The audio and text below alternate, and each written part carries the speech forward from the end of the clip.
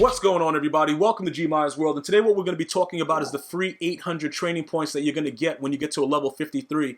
Now, when you look at my team, it's only certain things that I need the training points for right now. What I'm going to urge you guys to do is to be careful with the actual captain that you upgrade.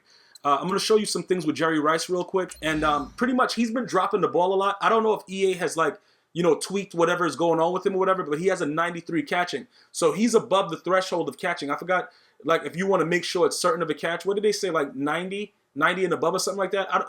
I just know that he's at least at the threshold, if not above it, right? But as of late, he's been dropping the ball a lot. So I don't know. I still think that he has the most upside because eventually this is what he's going to be. So more than likely, it makes sense for you to stay with him. But it's kind of difficult for me to tell you guys. He's giving me a lot of issues. I'm really contemplating breaking him down and seeing how much more training points I can get back for him because he's playing that bad. But I'm keeping hope alive. And at the 90 speed, when he gets to 90 speed and 90 excel, we might be able to keep him as a starter. Well, he starts now, but I kind of sub Tyreek Hill in because he's a 93 speed. But we could probably be able to leave him in there with that type of speed and acceleration because his run block being 50 is pretty decent. I'm going to go ahead right now and I'm going to compare him to Tyreek Hill so you guys can see what I'm saying. At the receiver position, until we get a Calvin Johnson, when they release a legend like him or something like that, you're not going to really get these receivers that can block. So typically did I just put him in there by mistake? I think I just actually put Tyreek Hill in there because that's what my brain is thinking to do. Let me put him back over here because it messes everything up with the way if I do that. So I don't want to do that. So let me just put him back where he's supposed to be. And then also I got to make sure that in specialists that he's back there because you got to be careful. The way that they have it. Okay, yeah, he's a slot wide receiver. So what happens is even if I do start him, he'll be in the slot regardless. But it kind of messes up a lot of my formation. So I just like to make sure that Jerry Rice is starting. And then we go from there within the formations. I just do a couple adjustments depending on what formation I'm in, and then we just switch it around. And it's usually a 1-2 switch, so it's relatively easy. Now, as I was doing before, I'm going to show you the run block, right? Let me go over to it, and we're going to go down, and pretty much right here, Jerry Rice. You see how it shows him at a 49? Regardless of that, we know he's a 50 or something like that. I guess with the chem, I don't even know, but we just saw it as a 50, right? His run block is a 40. So Tyreek Hill, what happens is when you have him out there on just the set standard runs. For instance, if you run a full playbook, you know what I'm saying? I come out, I'll run I-Pro. Sometimes I don't want to have to go through switching guys out and doing substitutions. I just want to go to plays and just have the best guy there to do whatever. So Jerry Rice at this point, even though he's slower, he gives me a better run block. All right. So everything overall with him, he's going to make it a little bit, right there. The impact blocking is the same, but the run block, and also the impact blocking, it makes Jerry Rice hold his blocks a little bit longer. Okay, so just looking at that aspect, I wanted to go over that. So if you guys are going to ask me, because the number one thing I've been getting asked is, what team captain should I use my training points on? And in this specific situation where you're going to get 800 free training points for just grinding to level 53, which we'll be at later today, because we're going to be doing some, some ranked games and stuff like that. We're going to get our level up. I don't want you to use it on players that are not doing well in this situation. So you can see it right there. The reward for level 53 is going to be the 800 training points. I just wanted to visibly show that to you. All right. Now, this is what I'm going to look to do. Because whatever you're using your training points on, you want to make sure that it gives you an immediate impact to your team. So I've been telling you guys this for several videos. Lane Johnson is on my list right now. All right. He's really on my list as a guy. He's going to jump from an 88 all the way to a 90.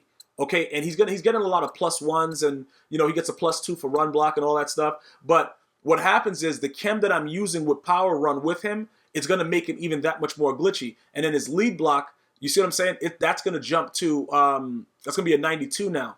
I forgot what he's at right now because with the chem he goes up +3. So what is he at right there? Let me go there. Okay, so he's at a 90. So it's going to jump to 92. Okay, so those things are really, really good, especially if you like to run the ball with the stretch plays. A lot of the things that I've been trying to show you guys as far as beating those solos with the 99-yard touchdown, stuff like that. If you have decent linemen and you build your linemen, regardless of the ones that you have, if they have good lead block and they have good run block power, they're going to probably get out in the block and hold it long. If you have a lot of guys that you think are better, for instance, I think that he's the best right tackle in the game, right? you guys might say that, I think what they just released a legend or something. Let's go take a look at some of the stuff that's going on.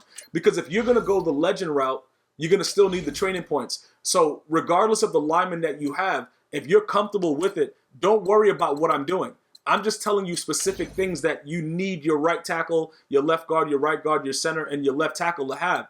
If your players have it, or if you're satisfied with what they're doing, you don't have to do any adjustments to the upgrade. But if you know that the player sucks and you've been noticing on the right side when you run the ball to the right side, the dude's just not making plays, that's going to be an issue going forward. So right now, you can look, you see his team diamond, he's at 665. I think the lowest he was at was like 650.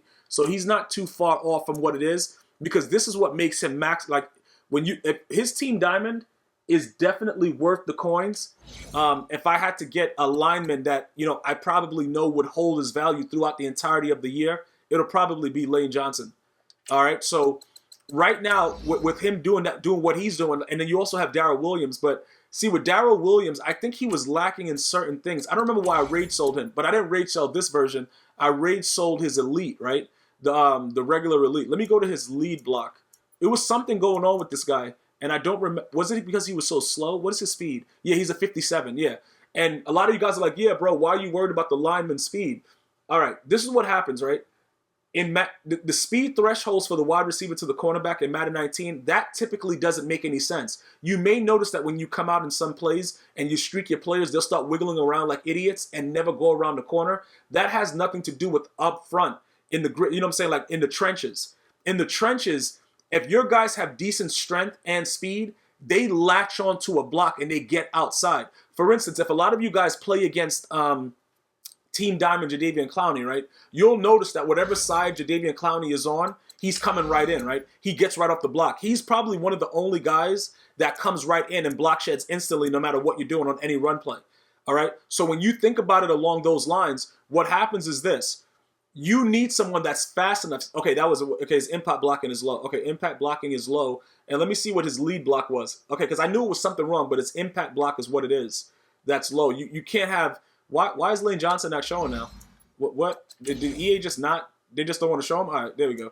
Because I was looking like, why is he not showing on the other side? All right, so the lead block, he has good lead block. He just doesn't have the impact blocking. So that combination is, pretty much is ideal for your lineman, and he's lacking that. See, he only has an 80, but he gets chemmed up to higher with the way that he goes. He gets chemmed up higher with his team diamond and everything else. And even right there where he is, it's still, I don't want this guy to start in the 70s and also be slow with the impact block. But getting back to what I was saying about getting out in front, because of Jadeveon Clowney high block shed and the way that he maneuvers himself around the line, the faster your linemen are, the faster they get out. Now, some of you guys were leaving comments like, yeah, you're worried about the lineman's speed. You guys don't seem to understand.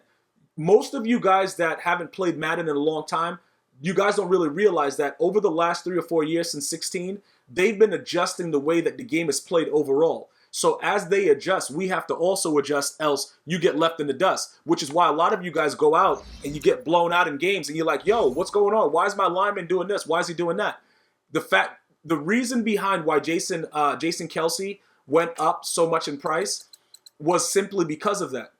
Because he's fast at center, he makes Travis Frederick, even though Travis Frederick has better passing blocking, he's still, when you chem him up with certain chems, Jason Kelce is still the better center.